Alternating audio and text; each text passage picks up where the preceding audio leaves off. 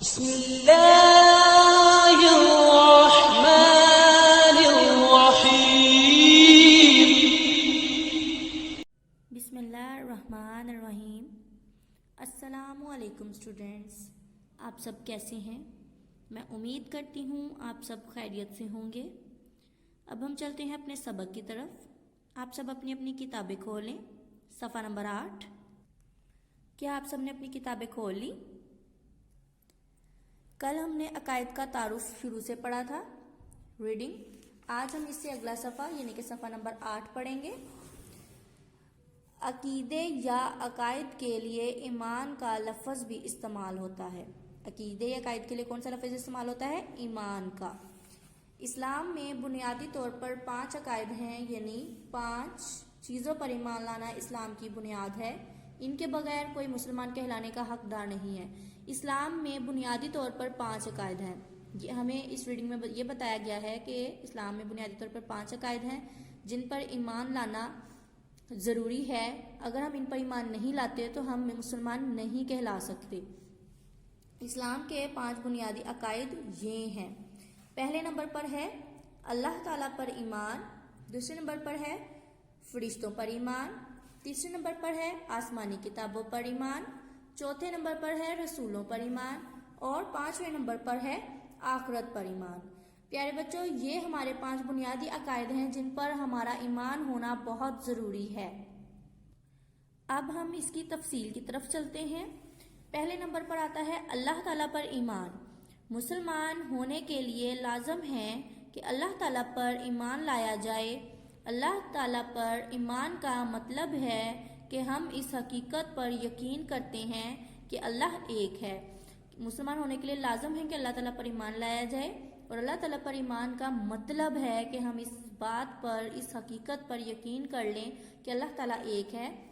اسی نے ہر کسی کو پیدا کیا ہے اور کائنات کی ہر چیز کو وہی سنبھالتا ہے. اس کے کوئی ماں باپ، اولاد یا بیوی نہیں ہے. وہ کسی کا محتاج نہیں اور نہ ہی کوئی اس کی برابری کرنے والا ہے. اس کا علم اور اس کی طاقت یعنی کہ اللہ تعالیٰ کا علم اور اللہ تعالیٰ کی طاقت بے انتہا ہے. ہم صرف اسی کی عبادت کرتے ہیں. پیارے بچوں، اللہ تعالیٰ پر ایمان میں ہم نے یہ پڑھا ہے کہ ہمیں اس بات پر پختہ یقین ہونا چاہیے کہ اللہ تعالیٰ ایک ہے. اللہ تعالیٰ نے ہر کسی کو پیدا کیا. اللہ تعالیٰ ہی کائنات کی ہر چیز کو سنبھالتا ہے. اللہ تعالیٰ کا نہ تو کوئی ماں باپ ہے، نہ اولاد ہے، نہ بیوی ہے، اور نہ ہی اللہ تعالیٰ کسی کے محتاج ہیں، نہ کوئی ان کی برابری کرنے والا ہے. اور اللہ تعالیٰ کے پاس علم اور طاقت بہت زیادہ ہے. ہم صرف اسی کی عبادت کرتے ہیں. ملائکہ پر ایمان، یہ ہے دوسرا یعنی کہ عقیدہ. بنیادی عقیدے میں آتا ہے ملائکہ پر ایمان. ملائکہ فرشتوں کو کہا جاتا ہے.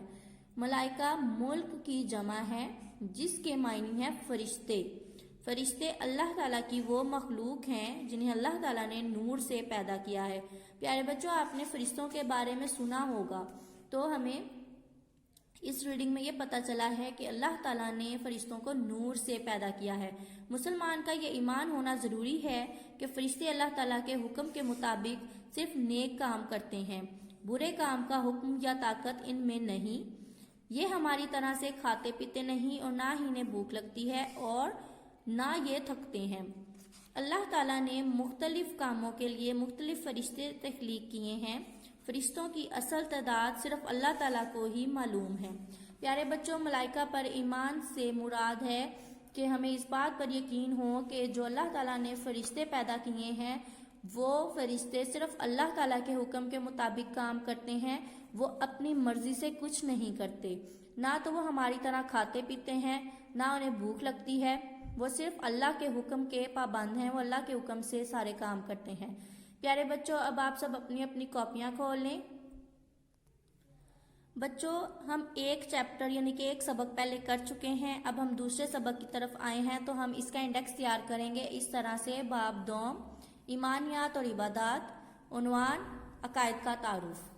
اب ہم چلتے ہیں اگلے صفحے کی طرف. یہ ہے جس صفحے پر ہم کام کریں گے. سب سے اوپر آپ ڈیٹ لکھیں گے، دن لکھیں گے، عنوان لکھیں گے.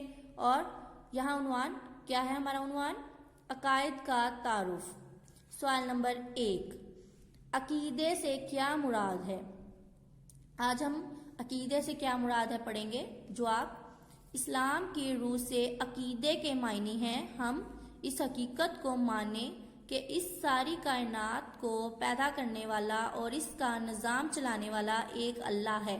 عقیدے سے کیا مراد ہے؟ اس کے جواب میں ہم نے یہ پڑھا ہے کہ اسلام کی روح سے یعنی کہ اسلام کے مطابق عقیدے کے یہ معنی ہیں کہ ہم اس حقیقت کو مانیں کہ اس ساری کائنات کو پیدا کرنے والا اور اس کا نظام چلانے والا صرف ایک اللہ ہے۔